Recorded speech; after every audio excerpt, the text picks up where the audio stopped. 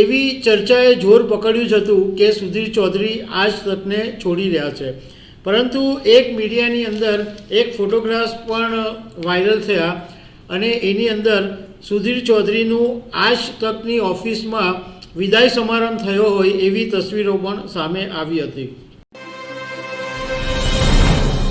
નમસ્કાર. દેશના જાણીતા પત્રકાર સુધીર ચૌધરીએ આજ તક ચેનલ છોડી દેવાનો નિર્ણય કર્યો છે અને ટૂંક સમયની અંદર બીજી ચેનલમાં સુધીર ચૌધરી જોવા મળશે. સુધીર ચૌધરી સાથે જોડાયેલી અને આ ચેનલ એમણે શું કામ છોડી, એની શું ચર્ચા છે, આવી બધી ઘણી બધી બાબતોની હું હમણાં તમારી સાથે વાત કરવાનો છું. મારું નામ રાજેશ શાહ છે અને તમે જોઈ રહ્યા છો ગુજરાતના સૌથી મોટા ડિજિટલ ન્યૂઝ પ્લેટફોર્મ ખબરછે.com. સુધીર ચૌધરીને ભાગ્યે જ કોઈ દેશનો એવો વ્યક્તિ હશે કે એમને નહીં જાણતા હોય, કારણ કે જી ન્યૂઝ ઉપર જ્યારે ડેઇલી ન્યૂઝ એન્ડ એનાલિસિસ DNAનો એમનો પ્રાઇમ ટાઈમનો જે કાર્યક્રમ આવતો હતો એને કારણે સુધીર ચૌધરી દેશભરની અંદર જાણીતા હતા. કારણ કે આ કાર્યક્રમની અંદર એકદમ ડેપ્થમાં અને રિસર્ચ વિગત સુધીર ચૌધરી ટીવી પર રજૂ કરતા હતા અને એને કારણે સુધીર ચૌધરી દેશભરમાં જાણીતા બનેલા. આમ તો 1990ના દશકથી એટલે લગભગ 1993થી આ સુધીર ચૌધરી ટેલિવિઝન ઇન્ડસ્ટ્રીઝમાં આવેલા અને 2003માં એમણે જી ન્યૂઝ જોઈન કરેલું. એ પછી છોડી પણ દીધું. થોડો ટાઈમ ઇન્ડિયા ટીવીમાં પણ ગયા અને 2012માં ફરીથી જી ન્યૂઝમાં ગયા અને DNAમાં એમણે વર્ષો સુધી કામ કર્યું અને 2022માં જી ન્યૂઝ છોડીને સુધીર ચૌધરી આજ તકમાં ગયા હતા અને આજ તકની અંદર એમનો એક સ્પેશિયલ પ્રાઇમ ટાઈમ શો છે જેને બ્લેક એન્ડ વ્હાઇટ નામ આપવામાં આવ્યું છે. હવે સુધીર ચૌધરીએ પોતે જાતે જ જાહેરાત કરી છે કે પોતાના સોશિયલ મીડિયા પ્લેટફોર્મ ઉપર કે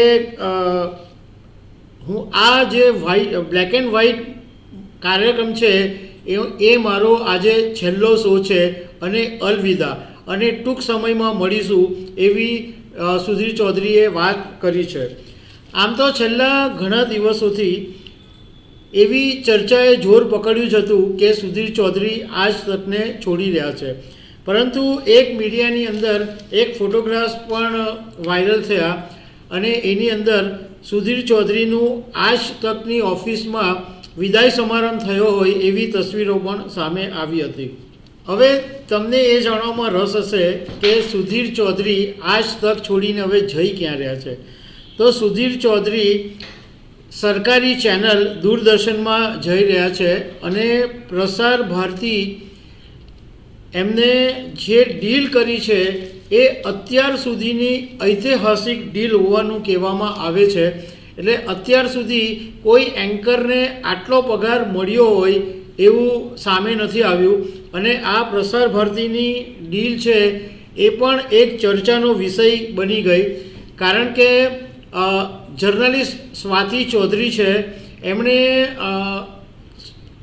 એક સોશિયલ મીડિયા પ્લેટફોર્મ ઉપર એક્સ પ્લેટફોર્મ ઉપર એક દિલ્હીની FIR શેર કરી અને આ FIRની અંદર પ્રસાર ભારતીએ દિલ્હી પોલીસને એવી ફરિયાદ કરી છે કે સુધીર ચૌધરીની સાથે જે ડીલ થઈ એક કોન્ફિડન્શિયલ ડોક્યુમેન્ટ્સ જે કહેવાય એ સોશિયલ મીડિયામાં લીક થઈ ગયા છે અને સોશિયલ મીડિયાની અંદર એવી વાતો થવા માંડી કે સુધીર ચૌધરીને 15 કરોડ રૂપિયાના પેકેજ સાથે ડીલ કરવામાં આવી છે અને સપ્તાહમાં 5 દિવસ અને એક દિવસમાં એક જ કાર્યક્રમ કરવાનો, એવી બધી વાતો સોશિયલ મીડિયાની અંદર લીક થઈ ગઈ અને પ્રસાર ભારતીએ આને કારણે દિલ્હી પોલીસને FIR કરી અને દિલ્હી પોલીસે આ જર્નલિસ્ટ સ્વાતિ ચૌધરીને નોટિસ મોકલાવી કે તમારા સોશિયલ મીડિયા પ્લેટફોર્મ ઉપરથી આ નોટિસ વાયરલ થઈ છે.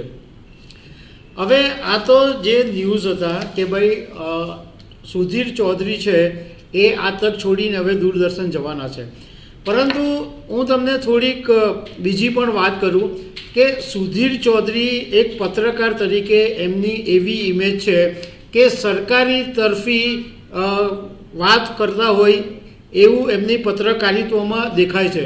ઓલવેઝ એમના જે પણ ન્યૂઝ અને એનાલિસિસ હોય એ સરકારની ફેવરમાં જ હોય અને સરકારની વિરુદ્ધમાં ક્યારેય પણ બોલતા હોય એવું દેખાતું નથી. ઇવન જી ન્યૂઝમાં પણ જ્યારે એમનો ડીએનએનો કાર્યક્રમ ચાલતો હતો ત્યારે પણ સરકારની ફેવરમાં જ હતા. બીજું કે આજ તક ન્યૂઝ છે એ એવી ચેનલ છે કે એની એક એવી ઇમેજ છે ન્યુટ્રલ તરીકેની, કે ની કોઈની તરફ, ની સરકાર તરફ, ની સરકારની વિરુદ્ધમાં એક ન્યુટ્રલ ચેનલ તરીકેની વર્ષોથી આજ તકની ઇમેજ હતી.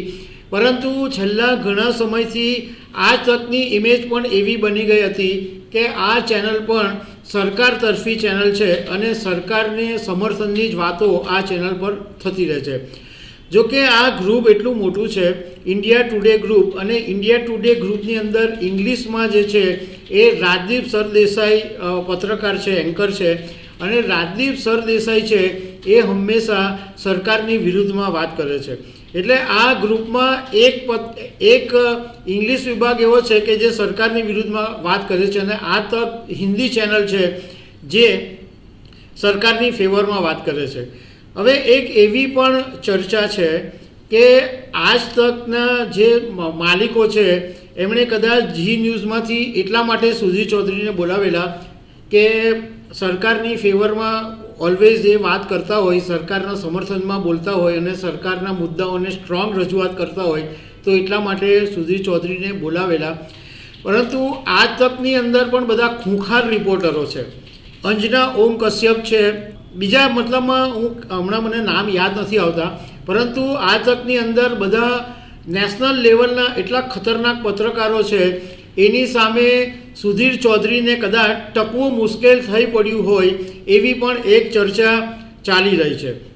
પરંતુ કેટલાક લોકોનું કહેવું એમ પણ છે કે સુધીર ચૌધરીને કદાચ એવું લાગ્યું હશે કે એમને આ એક મોટી ઓપોર્ચ્યુનિટીઝ મળી છે, એક એમને મોટું એક તક મળી છે.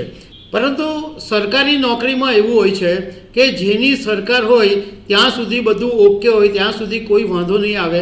પરંતુ જેવી સરકાર બદલાય એની સાથે દૂરદર્શનના સ્ટાફમાં પણ બદલાવ આવી જાય, દૂરદર્શનના પત્રકારોને પણ નોકરી છોડવી પડે. અત્યારે તો ભાજપની સરકાર છે એટલે સુધીર ચૌધરીને વાંધો નહીં આવે.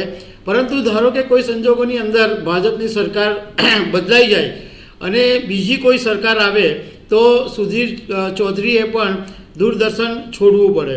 પણ અત્યારે એમના માટે આ એક તક હોય એવું એમને લાગી શકે છે. તો દર્શક મિત્રો, આવી અનેક વાતો સાથે અમે તમને મળતા રહીશું. Thank you very much.